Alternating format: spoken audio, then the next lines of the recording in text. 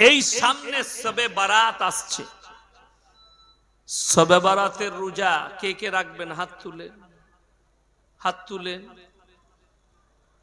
দেখুন। আমার ইউটিউবে ফেসবুকে বক্তব্য ঘাটলে পাবেন। শবে বরাত কিন্তু সবারই জন্য নয়, সকল মুসলমানের জন্য নয়। যদি বলেন কেন?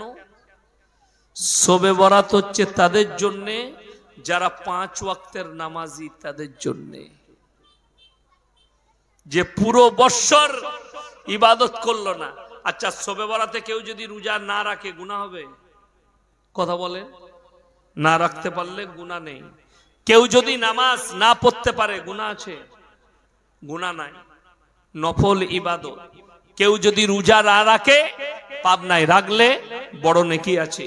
কিন্তু জীবনে যে রোজা রাখে না, ফরজ রোজা, জীবনে যে লোকটা নামাজ পড়ে না 1 ওয়াক্তের, সে শবে বরাতের রাতে নফল নামাজ পড়ে তার কোনো লাভ আছে? নফল ইবাদত আগে না ফরজ? কথা বলেন। ফরজ ইবাদত আগে, তারপরে নফল।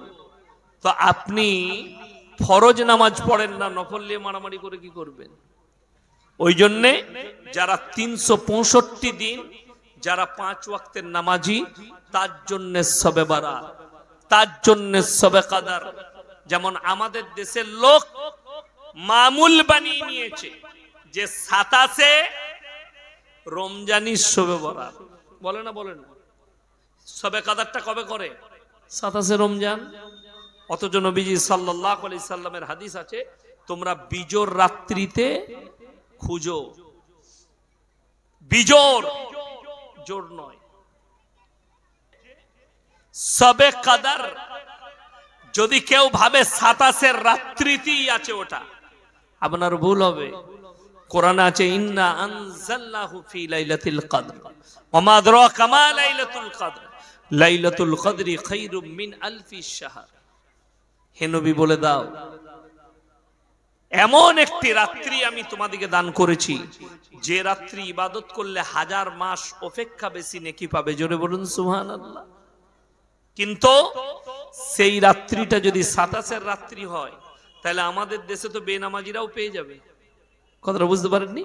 আল্লাহ লুকিয়েছেন একমাত্র যারা প্রত্যেক দিন রমজান মাসে তাহাজ্জুদের নামাজ পড়ে তারা পাবে। যারা 365 দিন তাহাজ্জুদের নামাজ পড়ে তারা পাবে। যারা মনে করছে আমরা 27 গোলমাল করব, 27 ভিড় করব, আল্লাহ 25 পার করে দিবে, খুঁজে পাবি না। 23 পেরিয়ে যাবে, খুঁজে পাবি না। 21 পেরিয়ে যাবে, খুঁজে পাবি না। পাবে কে? যে প্রত্যেক দিন তাহাজ্জুদের নামাজ পড়বে। ওই জন্যে ভাই সকলকে অনুরোধ করব, রমজানের 30টা রোজা রাখবেন। রমজান মাসের রোজা কেউ ছাড়বেন না। রমজান মাসে অবশ্যই বিনা ওজরে, বিনা কারণে কেউ যদি একটা রোজা ছেড়ে দেয়, সারা জিন্দেগি যদি কেউ রোজা রাখে, একটা রোজার মাসুল দিতে পারবে, একটা রোজার মাসুল দিতে পারবে না বিনা কারণে। কিন্তু কোরআনে আছে, আও আলা সাফারিন ফাইদ্দাতুম মিন আইয়ামিন উখর। যদি তোমরা সফরের মধ্যে থাকো, সফরে রোজা মাফ আছে। আমি কলকাতায় মিটিয়া বুরুজে রমজান মাসে মাদ্রাসার কালেকশনে আছি, তো একজন দাতা আমাকে শোনাচ্ছে, হুজুর অবস্থা খুব খারাপ। কেন গো? বলে আমি একটা মৌলী সাহেবকে দেখলাম চাঁদা করছে, সে বেচারা দেখছি রোজা রাখে নাই, পানি খাচ্ছে। আমি বললাম তোমার হাদিস কোরআন জানা নেই। এই রোদে রোদে লোকের দৌড়ে আদায় করছে, 24 পরগনা থেকে এসে, মালদা থেকে এসে, মুর্শিদাবাদ থেকে এসে, সে মুসাফির। সে যদি রোজা না রাখে পাপ নেই, ওই রোজাটা পরে আদায় করবে। তুমি মুসাফিরের হালতে নামাজকে ছোট করে নাও। ওই জন্য ইসলাম আপনাকে বুঝতে হবে আমার ভাই। নিজের মতো করে ইসলামকে কেউ নেবেন না। মন চায় জিন্দেগির নাম ইসলাম নয়, রব চাই জিন্দেগির নাম ইসলাম। আজকে বর্তমান সময়ে আলেম দিকে ধোকা দিয়ে, হুজুর দিকে ধোকা দিয়ে সমাজের কিছু লোক তারা নিজেদের মতো করে হাদিসকে ব্যাখ্যা করে। যেমন একটা কি, সবাই জানে, আপনারা যারা আছেন, যারা নামাজি দিনদার, যারা একটু মসজিদ মাদ্রাসার সঙ্গে জুড়ে আছেন, তারা জানে প্রত্যেকটা মুসলমান নরনারীর জন্য দ্বীনি ইলম হাসিল করা ফরজ। ফরজ না ফরজ নয়? কথা বলেন। হ্যাঁ, দ্বীনি ইলম। তো এই হাদিসটার অপব্যাখ্যা শুনেলেন কিছু শিক্ষিত লোক করছে কি বলে, তারা বলছে জ্ঞান অর্জন করা ফরজ। নাউজুবিল্লাহ বলে। জ্ঞান অর্জন মানে বলে দিই, আমার যে ড্রাইভার গাড়ি চালিয়ে এসছে ওটা জ্ঞান অর্জন করেছে না করেনি? কথা বলেন। ওটাও একটা জ্ঞান। যে লরি চালাচ্ছে সেটাও একটা জ্ঞান, যে ট্রেন চালাচ্ছে ওটাও একটা জ্ঞান, যে আপনার বাস চালাচ্ছে ওটাও জ্ঞান, যে প্লেন চালাচ্ছে ওটাও একটা জ্ঞান, এই যে প্যান্ডেল বানিয়েছে সেও এই জ্ঞানটা। এই দেখুন কত সুন্দর গেট আপটা দিয়েছে, এটা তাকে জ্ঞান অর্জন করতে হয়েছে না হয়নি? করতে হয়েছে।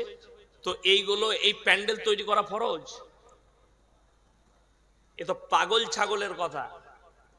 হাদিসে যেটা আছে, নবীজি যেটা বললেন সেটা হচ্ছে দ্বীনি ইলম হাসিল করা ফরজ। কতটা?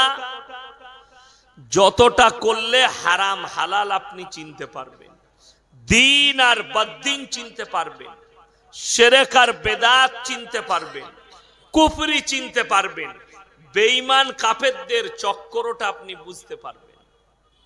তেরা যে আপনার উপরে চক্রান্ত করেছে ওটা আপনি জানতে পারবেন। আজকে আপনাকে দেখিয়ে দেব, এই মুসলমান নিজেকে মুসলমান বলে দাবি করে, কিন্তু সে মুসলমান আছে নাকি সন্দেহ। আমরা দেখলাম ভারতবর্ষে একটা মসজিদ ভেঙে মন্দির তৈরি হয়েছে, সেখানে কি করেছে জানি না, কোর্ট কি বলেছে, মসজিদ ভেঙে মন্দির তৈরি হয়েছে। এটা আমরা জানি, আমাদের সন্তান দিকেও শিখিয়ে যাব, জোরে বলুন ইনশাআল্লাহ। সেইখানে উদ্বোধন হবে, গেছে কে? বোম্বে থেকে একটা মেয়ে, সে নিজেকে বলছে मैं মুসলমান हूं, আমি মুসলমান। मैं पैदल जा रही हूं, कहां? अयोध्या में राम मंदिर उद्বোधन में। बोले मैं खुश हूं। तो पहले तो मौलवियों से ये पता करो कि तुम मुसलमान है कि नहीं। वो फतवा तो हम देंगे इंशाअल्लाह।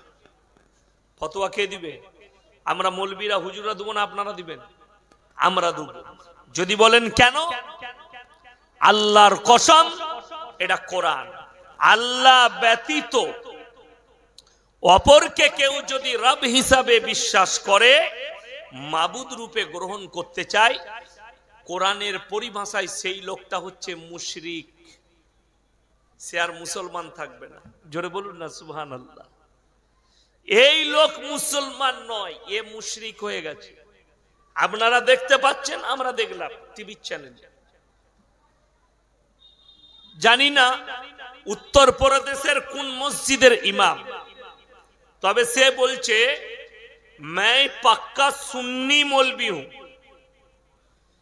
তিনি গেছেন রাম মন্দির উদ্বোধনে, মসজিদের ইমামটা কপালে তিলক লাগিয়েছে, তার উপরে ভারতের অনেক বিভিন্ন উত্তর প্রদেশের আলেমরা ফতোয়া দিয়ে দিয়েছে, কুফরির ফতোয়া। সে সাফাই দিচ্ছে যে এটা আমার দেশভক্তি, এটা আমার দেশভক্তি।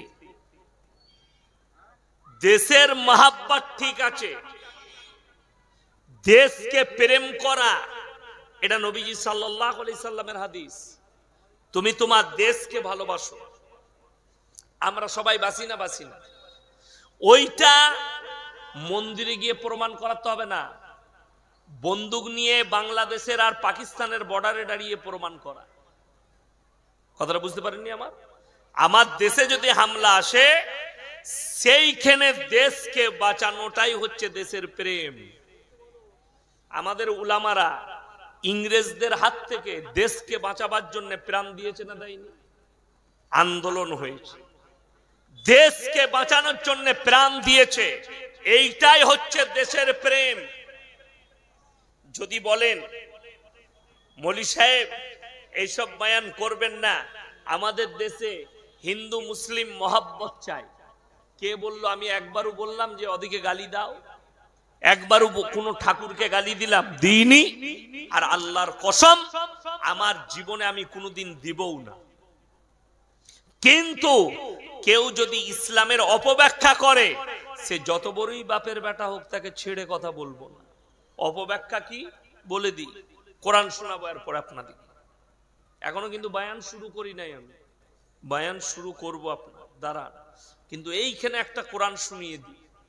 ওয়াইজা লাকুল্লাযীনা আমানু ক্বালু আমান্না ওয়াইদা খালাউ ইলা শায়াতিনিহিম ক্বালু ইন্না মাকুম ইন্নামা নাহনু মুস্তাহজিউন।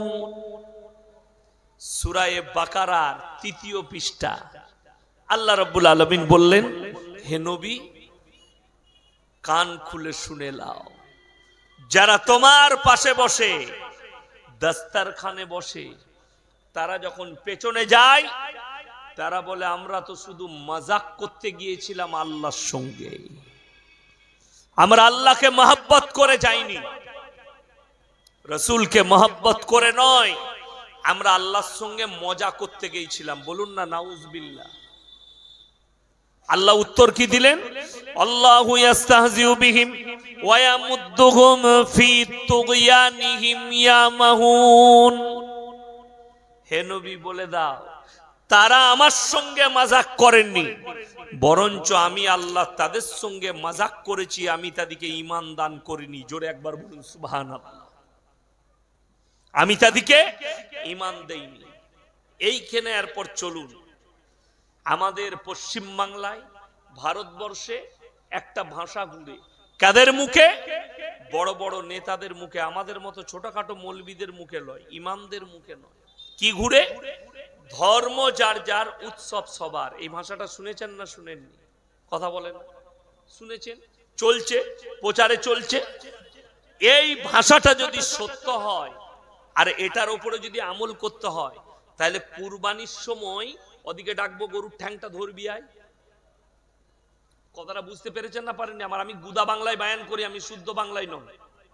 ভেঙে ভেঙে বুঝাতে চাই যে গরুর ঠ্যাংটা ধরার লেগে তাদিকে ডাকা যাবে।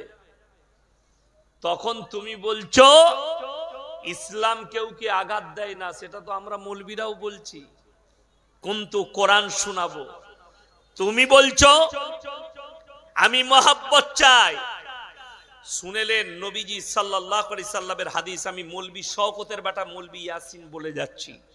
আল্লাহর নবী বললেন, তোমরা দেখো না তোমার বাড়ির পাশে কে বসবাস করছে, সে দলিত হোক, হিন্দু হোক, আদিবাসী হোক, খ্রিস্টান হোক, ক্ষুধার্ত হলে খাবার দাও, বস্ত্রহীন হলে বস্ত্র দাও, বিপদে পড়লে পাশে দাঁড়াও। তার মানে এটা নয় যে তার দুর্গা উৎসবে তুমি যাবে যোগদান করতে। তার মানে এটা নয় তার অনুষ্ঠান হবে, ঠাকুরের উপাসনা হবে, মাটির পুতুল তৈরি করে সেখানে তুমি যোগদান করবে। যদি করেন, আল্লাহ নিষেধ করেছেন। যে পণ্ডিতরা, শিয়াল পণ্ডিতরা বলছেন যে হুজুর দলিল দেন, কোরআনে আল্লাহ কোথায় নিষেধ করেছেন? আমার আল্লাহ কোরআনে বললেন, লা ইলাহা উলাই ওয়ালা ইলাহা উলা। তোমরা দুটো নৌকায় পা দিও না, একটা নৌকায় পা দাও। আমাদের সমাজের কিছু নেমখারাম আছে, সে চাইছে ওই দিকটাও ঠিক রাখবো, এই দিকটাও ঠিক রাখবো, যেখানটা ক্লিয়ার হবে সেই লাইনে ঢুকে পড়বো। কথাটা বুঝতে পারেননি? কলা গাছ, ঠাকুর থান, অমুক থান, ওইখানটাও ঠিক রাখবো, আর নামাজটাও আর আল্লাহকেও ঠিক রাখবো। আল্লাহ এইটাই নিষেধ করলেন, লা ইলাহা উলাই ওয়ালা ইলাহা উলা। তুমি দুটো নৌকায় পা দিতে পারবে না। আল্লাহর কাছে যতগুলো পৃথিবীতে পাপ আছে, গুনার কাজ, সব থেকে নিকৃষ্ট পাপ হচ্ছে শিরকের পাপ। আল্লাহর যে ক্ষমতা, আল্লাহ ব্যতীত অপরকে মাবুদ রূপে গ্রহণ করা, অপরের কাছে ভালো মন্দ চাওয়া, সব থেকে নিকৃষ্টতম পাপ আমার আল্লাহর কাছে। চলুন আপনাদিকে প্রমাণ দিই। যারা মনে করছে সূরা মারিয়ামে আছে, আল্লাহ তাআলা নবীকে বললেন পৃথিবীর মানুষকে শোনাও কার কথা? ওয়াজকুর ফিল কিতাবি ইব্রাহিম ইন্নাহু কানা সিদ্দীকান নাবিয়্যা। সিদ্দিক মানে হচ্ছে সত্যবাদী। ইব্রাহিম একজন আমার সত্যবাদী নবী ছিল, তার কথাটা মানুষের কাছে শোনাও। তিনি তিনার আব্বা জানকে দাওয়াত দিচ্ছেন কি বলে? ইব্রাহিম নবীর বাপের তিনটে কাজ ছিল। কটা বললাম? কটা? তিনটে। এক হচ্ছে মূর্তি তৈরি করা, দুই হচ্ছে মূর্তি বিক্রি করা, তিন হচ্ছে মূর্তির উপাসনা করা। এই তিনটে কাজ ইব্রাহিম নবীর বাপের ছিল। ইব্রাহিম নবী দাওয়াত দিচ্ছেন কি বলে? ইজ ক্বালা লিআবিহি ইয়া আবাতি লিমা তা'বুদু মা লা ইয়াসমাউ ওয়া লা ইউবসিরু ওয়া লা ইউগনি আনকা শাইয়্যা। হে আমার আব্বাজান, আপনি কার উপাসনা করছেন যে হাত পা লড়তে পারে না, কথা বলতে পারে না? আমি দেখুন কোন ধর্ম নিয়ে টিপ্পনি করি না, কেউ কি গালিও দিই না। আমি দেখলাম আমাদের দেশে এখন নতুন একটা সিস্টেম উঠেছে, এটা আগে আমার বাপ দাদুর কালে ছিল না। মিডিয়া যারা আছে তারা সমস্ত ধর্মের ধর্মগুরুদিকে ডেকে নিয়ে এসে ওইখান থেকেই গোটা ভারতে বিষটা ছড়াচ্ছে। ডিবেট হয়, টিভির ডিবেট, খবরে দেখেন নাই ডিবেট গুলো? ডিবেট হয়। কারা থাকে? একটা হিন্দু ধর্মগুরু, একটা মুসলিম ধর্মগুরু, একটা খ্রিস্টান, একটা ইহুদি, তাদেরকে দাঁড় করিয়ে দিয়ে তাদের মধ্যে ঝগড়া লাগিয়ে দিয়ে দিয়ে সাধারণ মানুষের মধ্যে বিষটা ছড়াচ্ছে এই ইলেকট্রিক মিডিয়া। আমি বলিনি, এটা আমার মুখেরও ভাষা নয়। একজন বলছে पूरे दुनिया में हिंदुस्तान एक ऐसा देश है जो पत्थर में जान डाल देता। কথাটা বুঝতে পারেননি? বাংলায় বলে দিই, ভারত এমন একটা দেশ যে দেশে পৃথিবীর মধ্যে পাথরের মধ্যে জান ভরে দেওয়া হয়। তো একজন জিজ্ঞেস করছে, যে বলেছে এই কথাটা সেও হিন্দু ব্যক্তি, যে উত্তর দিচ্ছে তাকে ঘুরিয়ে সেই লোকটাও কিন্তু দেশের একজন হিন্দু ব্যক্তি, আমাদের কোনো মুসলিম নয়। সে উত্তর দিচ্ছে, ভাই अगर आप लोग पंडित लोग अगर पत्थर में जान डाल देते हैं, পাথরের ভেতরে জান ভরে দেন, তাহলে আমাদের দেশের সেনারা যখন বর্ডারে মারা যায় তাদের ভেতরে জানটা কেন দিতে পারেন না? কথাটা বুঝতে পারেননি? তাহলে ভারতের সেনা আর কমবে না, যারা মারা যাচ্ছে তাদের ভেতরে প্রাণটা দিয়ে দাও। এটা আমার কথা নয়, তাদের মধ্যেই বাকযুদ্ধ চলছে। শুনেলেন? এরপরে পাথর দাঁড়িয়ে আছে, এক্সাম্পল দিচ্ছি, এইটাই একটা স্ট্যান্ডের উপরে ফুলগুলো রাখা আছে, আছে না? কথা বলেন। আমি যদি এই ফুলের সামনে গাছ, এটা আমি সিজদা করে যদি বলি যে হে প্রভু আমাকে কিছু দাও, ছেলে দাও, আচ্ছা ই শুনতে পায়? কথা বলেন না। পাথর শুনতে পায়, মাটি শুনতে পায়? পাই না। যদি বলেন হুজুর এই গল্প শুনবো না কোরআন শুনবো, চলুন এরপরে কোরআনই শুনিয়ে দিই। 17 পারা। কত পারা বললাম? পারা 17, একবারই শেষ রুকু। আমি আগে কোরআন তেলাওয়াত করলাম না, একটু কিরাত শোনালাম না? কিরাত, ওই কিরাতের ওইটা হচ্ছে 17 পারার একবারই শেষ রুকু। ইয়া আইয়ুহান নাসু যুরিবা মাসালুন ফাসতামিউ লাহু ইন্নাল্লাযীনা তাদউনা মিন দুনিল্লাহি লা ইয়াখলুকু দুবাবান ওয়ালা বিসতামাউ লাহু। হে নবী, পৃথিবীর মানুষকে বলে দাও, হে ঈমানদার ব্যক্তিরা, হে পৃথিবীর মানুষ, তোমরা যাদের কাছে ভালো মন্দ চাও আল্লাহ ছাড়া, তাদেরকে জিজ্ঞেস করে দেখো, তারা একটা মাছি পর্যন্ত সৃষ্টি করতে পারে না। মাছি তো দূরের কথা, মাছি যদি তাদের কাছ থেকে ছিনিয়ে নিয়ে যায় সেটা উদ্ধার করার মতো ক্ষমতা নাই। জোরে বলুন সুবহানাল্লাহ। আমার মুসলমান ভাই, এরপরে আমি বক্তব্য দেব। আপনি যে নিজেকে মুসলমান বলে পরিচয় দিচ্ছেন, আপনি আমি হিদায়েতের উপরে আছি কি জানি না, আছি কি না? মুসলমান আমাদের পশ্চিম বাংলায় 3.5 কোটি মুসলমান আছে। আমি কালকে বসিরহাটে বলে গেছি কি জানেন তো, আমাদের সমাজের অনেক যুবকরা, অনেক মানুষরা ইউটিউব ফেসবুকে আমাদের বক্তব্য শুনে কি বলে জানেন? আরে বর্ধমানের ইয়াসিন হুজুর সে তো হক কথা বলে, অমুক হুজুর সে তো হক কথা বলে, আমাদের ইমাম সাহেব বলতে পারে না। তোমার ইমামকে বলার অধিকারটা তুমি দিয়েছো? কথা বলুন, দেননি। ইমাম যদি সুদের বয়ান করে, সুদখোর হারামখোর গোলার পর পেছনে লাগে, ইমামকে কি করে তাড়াবো? আজকে সমাজের ক্ষতি কেন বলে দিই, আপনি ইমামকে বাপের গোলাম মনে করেছেন। আজকের এই জলসা আমাকে আগামীতে দাওয়াত দেন আর না দেন এতে আমার কোনো যায় আসে না, আমি একটা হক কথা বলে যাচ্ছি। এই প্যান্ডেল আর এই খানা আর এই বক্তা সব মিলিয়ে 1 লাখ থেকে 1.5 লাখ টাকা বাজেট আছে, ঠিক কিনা? কথা বলবেন। 1.5 লাখ রেকর্ডিং হচ্ছে। আপনারা যদি বলেন যে হুজুর আপনি এটা বলেননি, এটা বলেছেন, রেকর্ডিং খুলে দেখি বাবা, শুনি দু, সব ইউটিউবে রেকর্ডিং হচ্ছে, এগুলো শুনে যান। 1.5 লাখ খরচ হয়েছে। বক্তা 20,000 চাইলে হুজুর ডেটটা লিখেলেন, 20 দিতে রাজি। বক্তা 40,000 চাইলে ডেট দিতে রাজি। 2025 সালের ডেট বুক করছি। শিলিগুড়ি থেকে ফোন করেছে, আমি বললাম বাবা আমি গাড়ি ছাড়া যাই না। হুজুর কত লাগবে? এমন 70,000 টাকা লাগবে গাড়ি ভাড়া সহ। বলে হুজুর ডেটটা বুক করুন, 20,000 পাঠিয়ে দিচ্ছি, বুক করেলে। আমি যেটা বুঝাতে চাইছি এখনো শেষ করিনি কথাটা। তুমি 1.5 লাখ খরচ করে জলসা করছো, তোমার গায়ে লাগেনি টাকাটা। একটা বক্তা 2 ঘন্টা বক্তব্য দিবে, 20,000 টাকা দিতে গায়ে লাগেনি, যেহেতু তোমার মনে ধরেছে বক্তাকে। কিন্তু যে মানুষটা 30 দিন তোমার মসজিদে নামাজ পড়াচ্ছে, তাকে 10,000 টাকা বেতন দিতে তোমার লজ্জা লাগে। কথাটা ঠিক বললাম না ভুল বললাম? আপনি মাপবেন কথাটা গিয়ে রাতে শুয়ে ইয়াসিন ভাই কি বলে গেল। আপনি আমাকে গালি দিতে পারেন, ওটা কিন্তু আমি দোয়া বলে মেখে নেব, কিন্তু আমি যেটা বললাম হক গিয়ে অনুশোচনা করবেন।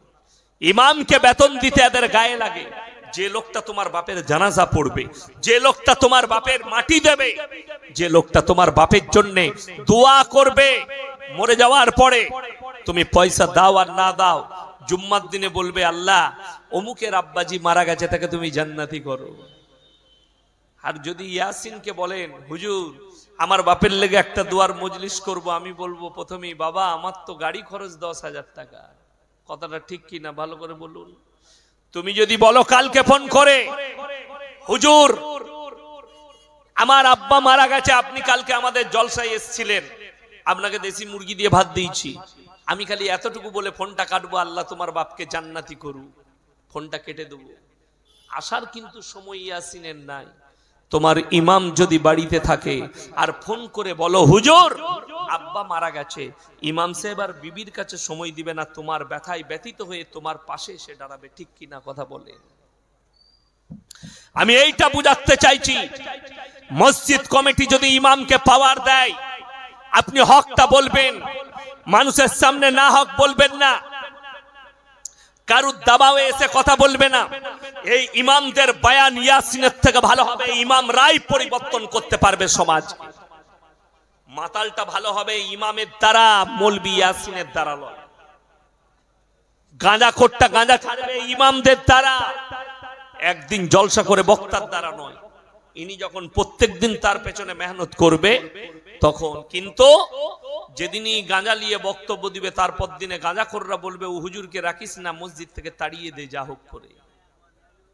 এটা মিথ্যা বলিনি, আল্লাহ সাক্ষী আছে। বীরভূম ডিস্ট্রিক্টে জলসা করতে গেছি, ইউটিউবে রেকর্ডিং হচ্ছে, গ্রামের নাম বলবো না, ইমামের উপরে হামলা হয়ে যাবে।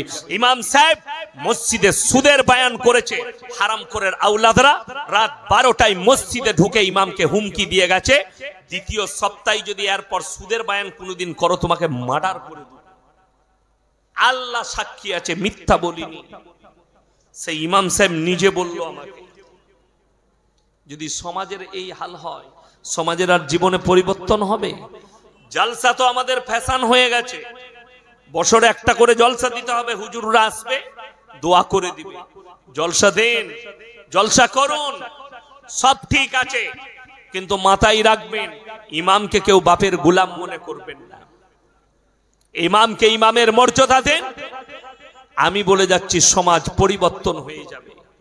ইমাম যদি অন্যায়ের প্রতিবাদ করে, তার বিরুদ্ধে যদি কেউ সাচ্চার হয়, গ্রামের মানুষ এবং কমিটির উচিত তার উপরে উপযুক্ত ব্যবস্থা নেওয়া। এই ইমাম যেটা বলেছে হক বলেছে, তোর যদি মানার ইচ্ছা না হয় তো সমাজ থেকে বেরিয়ে যা। এই বলার ক্ষমতা কারুর নাই। কেন বলবো? একটাই কারণে। আজকে রাগ করেন না, আমরা যখন ইমামরা কি জিজ্ঞেস করি না কোথা থেকে পড়াশোনা করেছেন, ঠিক কি না কথা বলেন? আপনি কি যোগ্যতা আছে, হাফেজ মোল্লা কারি কিনা আপনি জিজ্ঞেস করেন, কিন্তু আপনি একবারও জিজ্ঞেস করেছেন আপনার এলাকায় কিংবা ভালো আপনার পছন্দের মতো আলেমের কাছে যান, যারা মাদ্রাসায় কিতাব পড়ায় তাদের কাছে যান, আর গিয়ে জিজ্ঞেস করুন, হুজুর কিতাবটা খুলে বলুন তো মতওয়াল্লি হতে গেলে কি কি শর্তের প্রয়োজন? কথাটা বুঝতে পারেননি? মসজিদের মতওয়াল্লি হলে, মসজিদের সেক্রেটারি হলে কি কি শর্ত আছে, শর্তগুলো শুনান। 1 নম্বর শর্ত জানেন কি? এক্ষুনি অনেক মতওয়াল্লি পশ্চিম বাংলার ফেসে যাবে সেক্রেটারি, অনেক। আমি যদি এটা বলে দিই, প্রথম শর্ত হচ্ছে মতওয়াল্লি ইমামের অবর্তমানে নামাজ পড়াবার যোগ্যতা থাকতে হবে। কথাটা বুঝতে পারেননি? আমার বর্ধমানে এমনও মতওয়াল্লি আছে জীবনে কোনোদিন মসজিদে আসে না, মসজিদের সেক্রেটারি জীবনে মসজিদ আসে না, যখন কাজ পড়ে ও মসজিদের এই কাজটা করতে হবে, তোরা করলে আমি টাকা দিয়ে দেবো, টাকা আমার কাছে আছে, নামাজ জীবনে পড়ে। আপনি তাকে রেখেছেন মতওয়াল্লি, আমি বললে ক্ষতি। দেখুন আপনাদের এখানে মসজিদে কেউ মদ খেয়ে ঢুকতে পায়? কথা বলে না, এরা উত্তর দেয় না। ঢুকতে পাবে? ঘুষ খেয়ে ঢুকতে পাবে? আমার ভাই মদু খেয়ে ঢুকতে পাই না, গাঁজা খেয়ে, গাঁজার মদ খেয়ে ঢুকলে তাকে মারবে না? মারবে না? পাড়ার লোক মারবে। মদ আর গাঁজাটা এমন হারাম জিনিস, সে প্রবেশ করলে তাকে মারবেন। কিন্তু কষ্টের বিষয় কি জানেন? সব থেকে দুঃখের বিষয় কি? কষ্টের বিষয় হচ্ছে আমাদের দেশে সুদখোররা ফাঁস কাতারে নামাজ পড়ে, কিন্তু মাতাল ঢুকলে অসুবিধা। ঠিক বললাম না ভুল বললাম? গায়ে আতর লাগিয়ে সুদ খেয়ে জুম্মার নামাজ পড়তে গেছে, কষ্টের বিষয়। যদি বলেন হুজুর সুদ কি? আজকে মুসলমানের অধপতনের কারণ একটাই, তুমি মুখে খালি জেনেছো হুজুর বলেছে, হাদিসে আছে দ্বীনি ইলম হাসিল করা ফরজ, কিন্তু তুমি দ্বীনি ইলম হাসিল করনি, হারাম হালাল জানতে চাওনি। এই বসিরহাটের ছেলেরা অনেক লড়ি চালায়, ইটের লড়ি চালায় না মুসলমানদের ছেলেরা, আমাদের বর্ধমানে ইট নিয়ে যায়। আর বর্তমানের ছেলেরা গাড়ি করে আপনাদের বসিরহাট, আপনার দক্ষিণ 24 পরগনা, উত্তর 24 পরগনা, ডায়মন্ড হারবার, ক্যানিং সব বালি নিয়ে আসে। বালি আসে না সব আমার বর্ধমান থেকে, জানেন? সব থেকে দামি ঘাটটা, বালির ঘাটটা আমার বাড়ির কাছে, সিল্লার ঘাটের বালি সব থেকে দামি কলকাতায়। সব থেকে ভালো বালি সিল্লার ঘাটের বালি, সব থেকে ভালো বালি গোহগ্রাম ঘাটের বালি, সব আমার বাড়ির কাছে। দামোদরের বালি প্রত্যেক দিন কয়েক হাজার গাড়ি লোড হয়, মুসলিমদের ছেলেরা চালায়। মুসলমানদের দুটো ছেলে হোটেলে দাঁড়িয়েছে, ঢুকিয়ে বলছে 1 বোতল মদ দে, মদ খেয়ে নিল, খাওয়ার পরে তাকে জিজ্ঞেস করছে হোটেলের কর্মচারীকে, বলে মুরগির কষা আর রুটি নিয়ে আয়। ও রুটি আর মুরগির কষা যখন নিয়ে এসছে তখন হারাম করে জিজ্ঞেস করছে মুরগিটা জবাই না কাটা। কথাটা বুঝতে পারেননি? আমরা হারাম করে জুতো করে মার। আচ্ছা, যে মদ খেয়েছে তার আর এটা জিজ্ঞেস করা যাবে? এটা জিজ্ঞেস করে লাভ আছে? যে ছেলেটা মদ খেলো, যে মুসলমানটা মদ খেয়ে নিল, তার আর জিজ্ঞেস করে লাভ নেই, এটা কাটা না গোটা।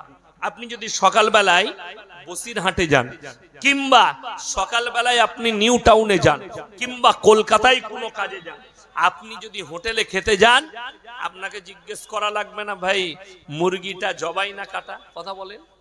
রেস্টুরেন্টে খান আর যেখানেই খান, দাদা মুরগিটা জবাই না কাটা, এটা জিজ্ঞেস করা লাগবে। কেন? যারা ইমানদার আছেন শুনে যান, ফতোয়া তো দেন, ফতোয়াটা একটু শুনিয়ে যান। আপনারা মনে করছেন হুজুর আমাদের দোয়া কবুল হয় না কেন? ইসলামে দোয়া কবুলিয়াতের জন্য আল্লাহর কাছে 1 নম্বর শর্তটা হচ্ছে হালাল খাবার। কি খাবার বললাম? হালাল খাবার। তবে তোমার দোয়াটা কবুল হবে আল্লাহর বারগাহে। 1 নম্বরই হালাল খাবার রাখা হয়েছে। তুমি হালাল কি বুঝেছো এটা শুনলেন। ইয়াসিন হুজুর বর্ধমান থেকে এসেছেন, উনি বলে গেছেন জবাই করা মাংস খাবে। আপনি সকালবেলায় উঠে বসিরহাট বাজারে গেছেন, ভাই 1 কিলো জবাই করা মাংস দে।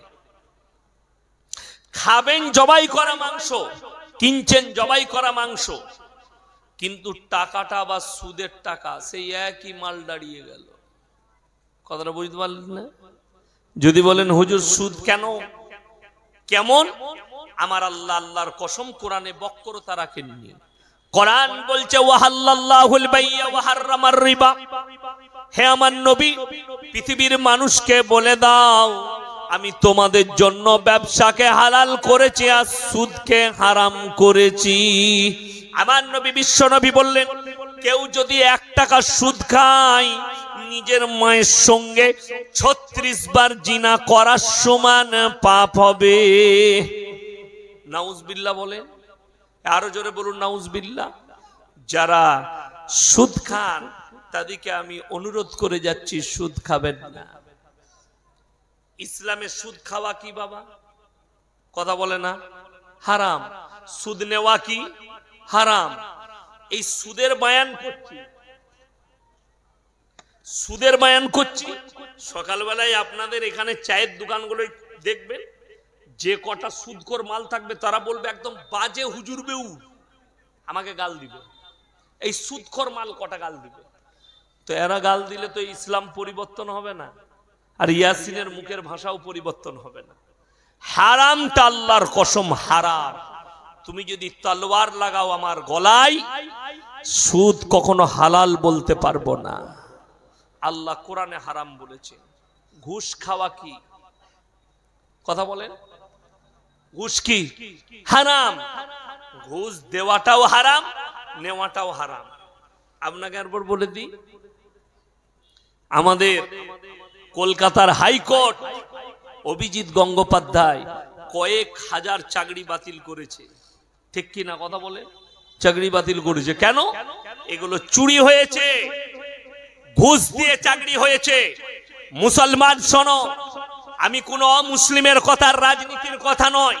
যারা মুসলিম আছেন নিজেকে মুসলমান বলে দাবি করেন, ডাক্তারি চাকরি হোক আর মাস্টারি হোক, উকিল হোক আর ব্যারিস্টার হোক আর পুলিশের হোক আর যে কোনো চাকরি হোক, যে মুসলমান ঘুষ দিয়ে চাকরি নেবে সে হারাম খাচ্ছে, লেখে নিয়ে যা।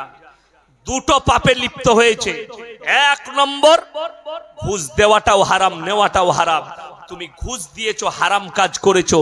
2 নম্বর যে পাপটা করেছো সেই পাপের কারণে কিয়ামতের দিনে তাহাজ্জুদ গুজার হলেও তুমি আটকিয়ে যাবে, কাবা ঘরে নামাজ পড়লেও আটকিয়ে যাবে, 7 বার হজ করলেও আটকাবে। কেন? তুমি 2 নম্বর যে বড় পাপটা করেছো সেটা শোনো। তুমি তুমি একজনের হক মেরেছো। আর আল্লাহ কিয়ামতের দিনে সবথেকে কঠিন হিসাব নেবেন বান্দার হকের। সেই বান্দা না ক্ষমা করা পর্যন্ত কোন ব্যক্তি, কোন নারী, কোন পুরুষ, কোন ব্যক্তির যদি হক মেরে থাকে বান্দার, সেই বান্দা না ক্ষমা করা পর্যন্ত আমার আল্লাহ ক্ষমা করবেন না। তুমি এরপর ভেবে দেখো, এটা আমি হাদিস শোনালাম, তুমি মানবে না মানবে তোমার ইচ্ছা, কিন্তু আমার বলার উদ্দেশ্য বলে দিলাম। কিয়ামতের দিন আল্লাহকে বলতে পারবো, আল্লাহ আমি হকটা শুনিয়েছি, যে মানেনি সে নিজে আল্লাহর কাছে বুঝে করবে, তোমাকে পাকড়াও করা হবে। ওই জন্যে আমি তো আপনার অভিজিৎ গঙ্গোপাধ্যায়কে স্যালুট জানাবো, আপনি ঠিক করেছেন, আপনাকে সাধুবাদ জানাই। ভারতের এই কলকাতা হাইকোর্ট থেকে সুপ্রিম কোর্ট পর্যন্ত এই জজরা যদি ন্যায় পরায়ণ হয়, এই ভারতের অন্ধ ভক্তরা যারা স্বপ্ন দেখছে মসজিদ গুড়িয়ে দেব, যারা স্বপ্ন দেখছে মসজিদ ভেঙে দেব, এদের সব স্বপ্নগুলো স্বপ্নই থেকে যাবে। কথাটা বুঝতে পারেননি? স্বপ্ন কেন?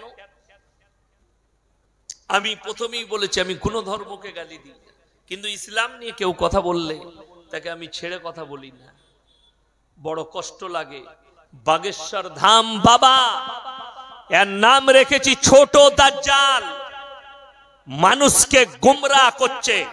আর মুসলমান বলছে আরে क्या करामती है बाबा का, कुंडली बोल देता है, और हम लोग मौलवी लोग कुछ भी नहीं बोल पाते। আপনি এসে যদি আমাকে বলেন হুজুর আমার ব্যাপারে আপনি কাশফ করে বলুন কি কি ব্যাপার আছে, আল্লাহর কসম আমি বলতে পারবো না। কোন মৌলবী বলবে না, কোন হুজুরই বলবে না। শুনেলেন নবীজি সাল্লাল্লাহু আলাইহি সাল্লামের ভাষাটা। আমার পরে যদি পৃথিবীর কেউ আশ্চর্য জিনিস দেখিয়ে দেয়, সেটাকে তোমরা জাদু ছাড়া আর কিছু মনে করো না।